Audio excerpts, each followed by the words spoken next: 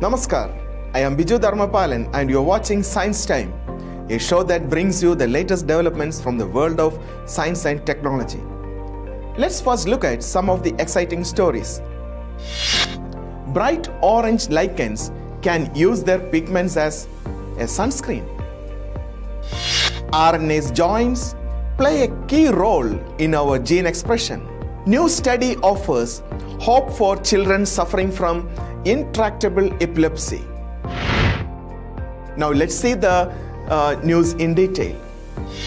Lichens are curious plant-like organisms that consist of one fungus species and at least one algae or cyanobacteria living in a symbiotic relationship. A family of lichens known as Teleochistaceae are often brightly colored orange, a rare trait compared to closely related species. The pigments responsible for the intense hue often have toxic effects on the organisms itself, causing scientists to wonder how it protected itself while synthesizing its orange coloration. Research has shown that fungi in orange lichens are able to avoid the toxic effects of bright pigments by transporting them out of their cells, creating a sunscreen effect. A new metagenomic study published by researchers from Imperial College London and the Royal Botanical Gardens Kew now reveals how lichens can use their orange hue to reflect sunlight while avoiding the toxic effects.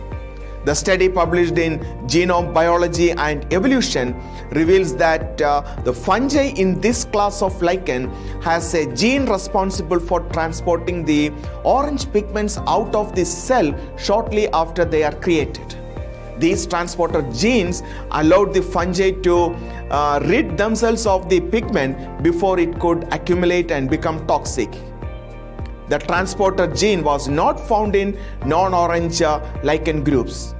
Pigments which are responsible for coloring lichens from a golden yellow to a crimson red are known as anthraquinones, which also have UV protectant properties. This enables the lichen to reflect UV and visible blue light. The scientists say that while it is still not clear which organisms in the lichen benefit the most from this sunscreen effect, they speculate that both the fungi and algae are protected.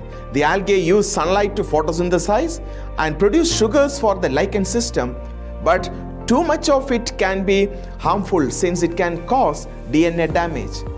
The thick layer of crystals can reflect harmful radiation while allowing some solar radiation to pass through for photosynthesis.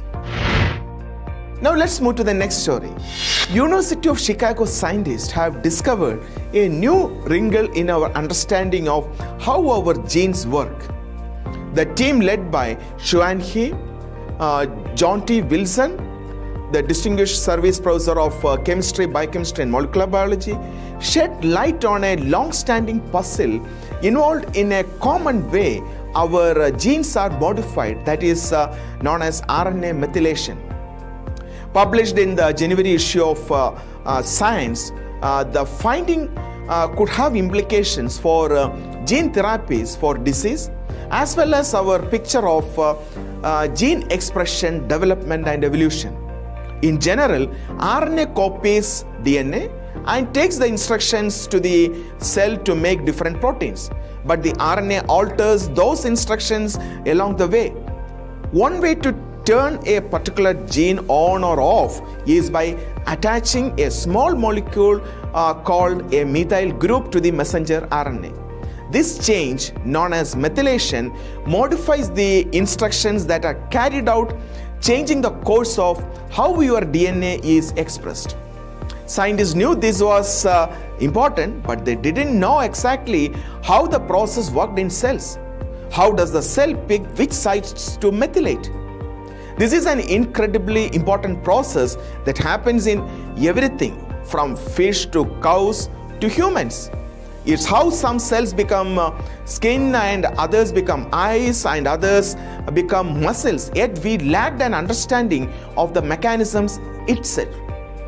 His group discovers that cells don't pick certain sites to methylate, rather they pick where not to methylate, and they think the mechanism lies in the joins of messenger RNA.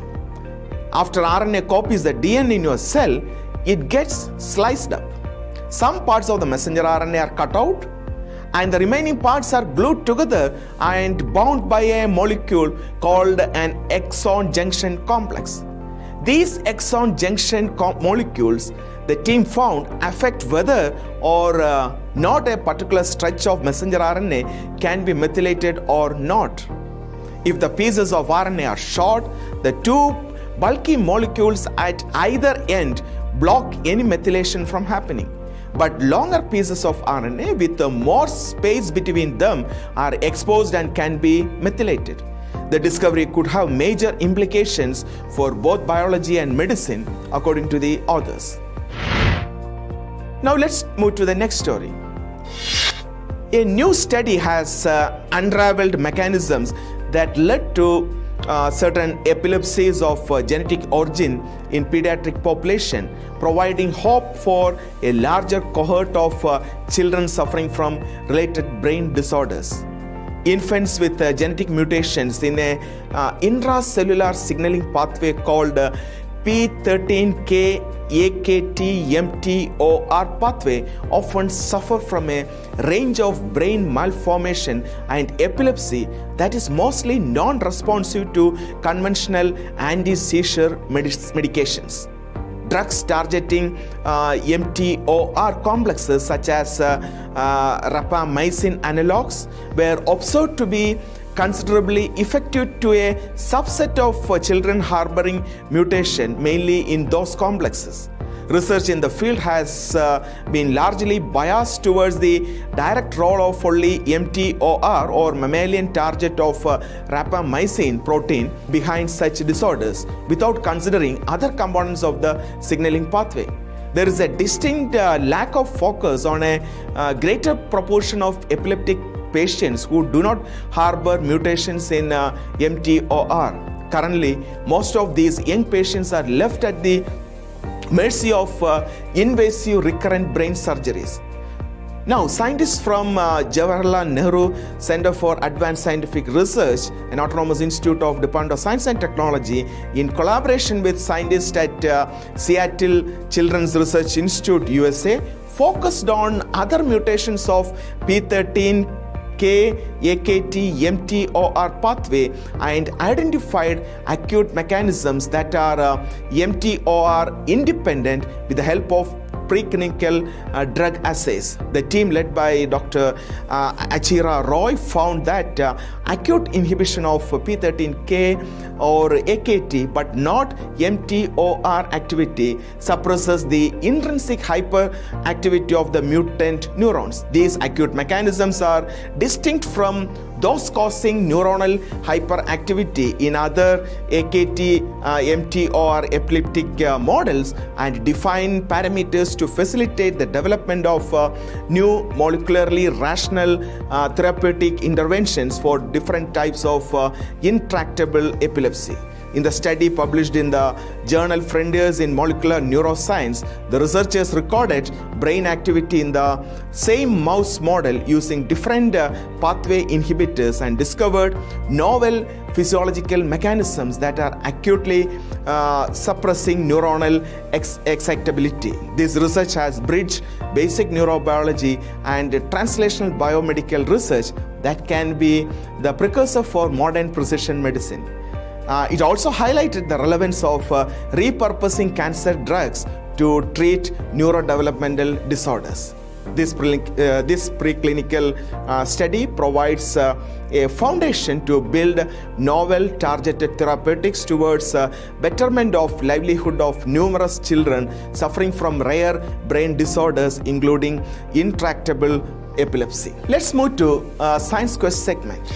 The question for this week's Science Quest is: can a contact lens get stuck around the back of your eye? New contact lens wearers often worry that a contact lens might move behind the eye and stuck there.